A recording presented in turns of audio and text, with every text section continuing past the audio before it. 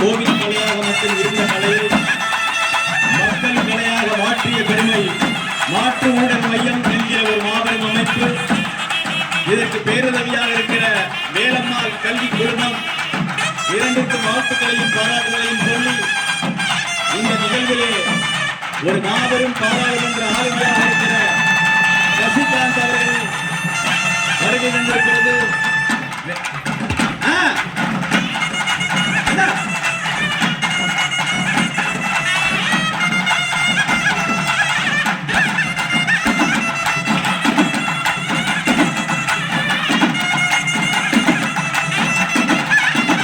தயவுசெய்து கேமரா எடுப்பவர்கள் மறைக்காமல் கேமரா எடுக்குமாறு கேட்டுக்கொள்ளப்படுகிறார்கள்.